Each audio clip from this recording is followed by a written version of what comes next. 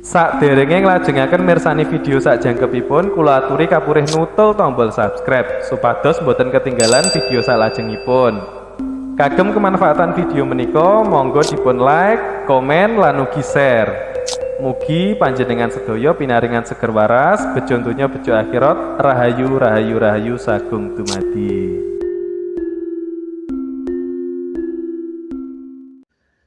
Salam rahayu, rahayu, rahayu sagung dumadi. Atur sembah nuwun buat teman-teman semuanya yang selalu mensupport dan mendukung channel ini. Dengan saya Kang Tro. Salam kenal buat yang baru menyimak video-video saya. Dan apabila video dari saya ada gunanya, monggo di-share biar kita saling berbagi pengalaman bersama. Pada kesempatan kali ini kita akan belajar tentang ilmu Jawa. Ilmu Jawa manunggaling kawula Gusti. Di sini kita memahami keberadaan Gusti. Nah, dalam hidup kita pasti ada yang menghidupkan dan juga menghidupi. Jangan dilupakan itu. Ada yang menghidupkan kita, ada juga yang menghidupi. Dan dalam ajaran Jawa juga, di situ ada sebuah kata-kata, Gusti tan kena kinaya ngopo, manggon tanpa papan, sinebut tanpa tinulis.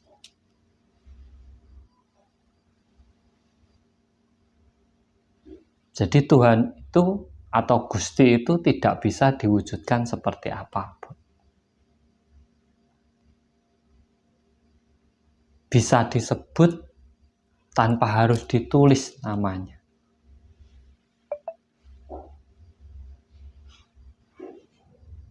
Dan berada di mana saja, tidak membutuhkan tempat ataupun tidak terpengaruh oleh ruang dan waktu.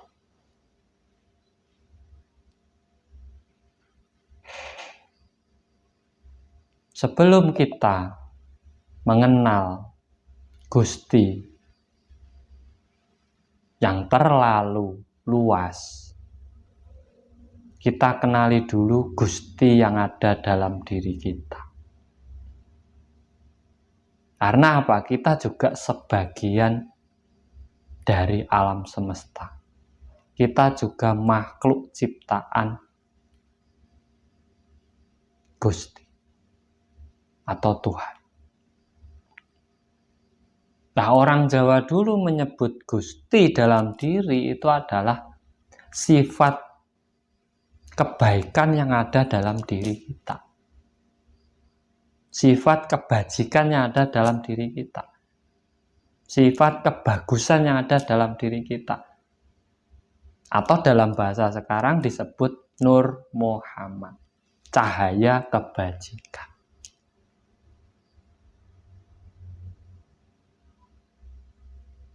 Itu sebenarnya ada di setiap orang. Karena sejelek-jeleknya orang pasti ada sisi baiknya. Dan sebaik-baiknya orang juga ada sisi jeleknya. Jadi semua orang punya.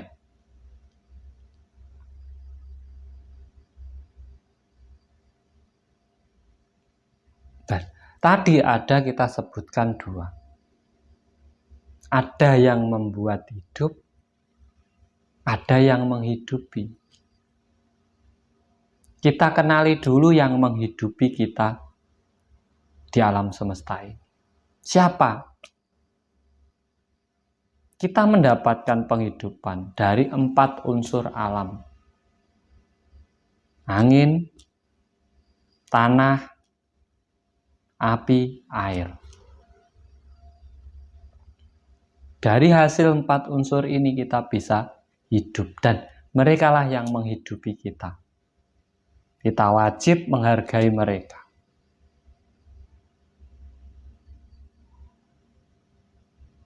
Nah, kalau kita ingin mengenal yang membuat hidup, kita masuk ke dalam diri kita. Kita bisa bergerak, kita bisa berkedip, kita bisa bicara. Itu karena apa?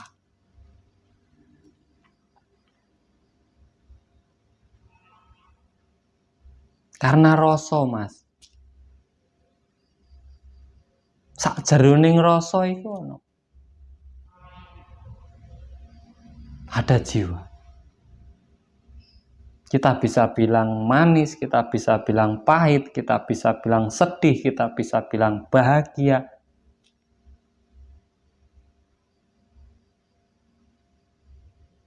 Penyaluran indera perasa kita itu kemana? Memori ini tanamnya di mana? Tertanamnya. Dan yang mengatur seluruh sistem saraf dalam tubuh manusia itu letaknya di mana?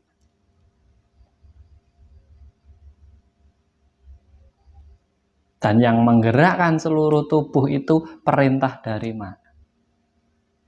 Yaitu ada pada otak dan pikiran kita. Sehingga ini sudah otomatis. Kita mau minum, kita mau ambil sendiri, kita merasa lapar, kita ambil makanan sendiri, otomatis. Yang menyuruh itu otak. Disalurkan melalui saraf, persendian, dan kerasa, ke indera perasa kita.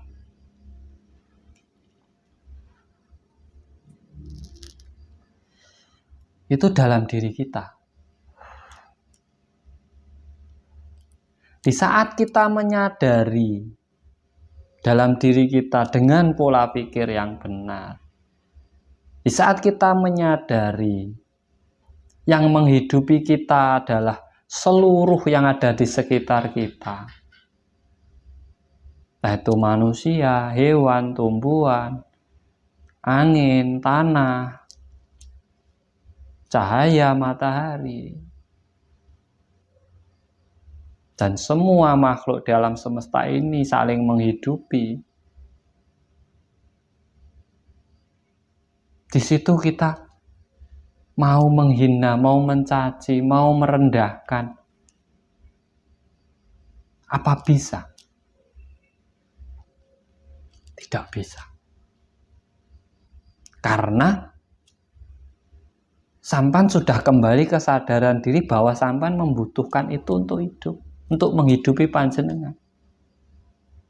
Kalau ingin berlangsung hidup panjenengan, sampan harus menghargai yang menghidupi panjenengan. Kalau ingin hidup panjenengan cukup, ya sampan harus menghargai yang menghidupi panjenengan.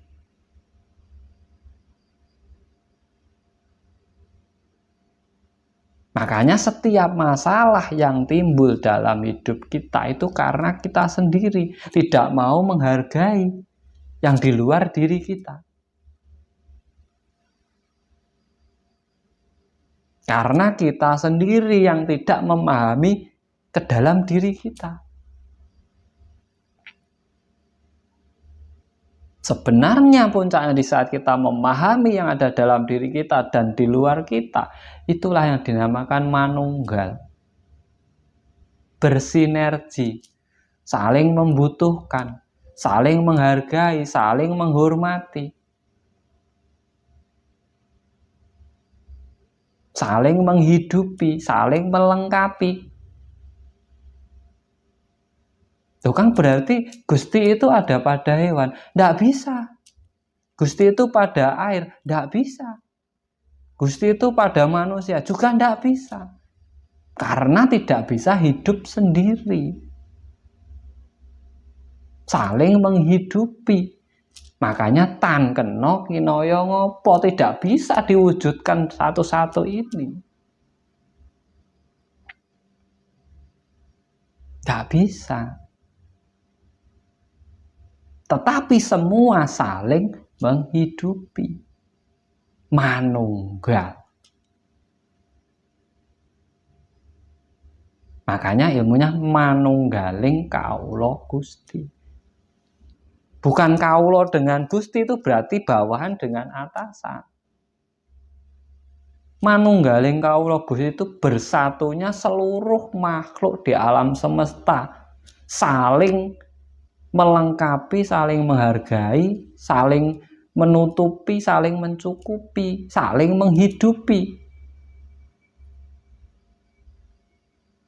Tidak saling merendahkan, tidak saling memaki, tidak merasa tinggi sendiri, tidak merasa sempurna sendiri.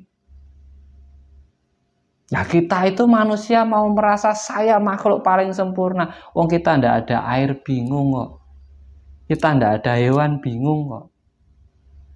Kita ndak ada manusia yang lainnya juga bingung kok. Kalau repot ya membutuhkan kok.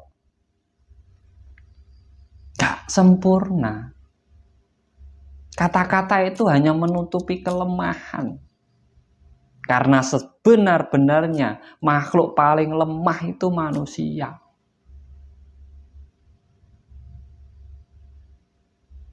Air, udara, tanah, api, tanpa manusia tidak ada masalah kok.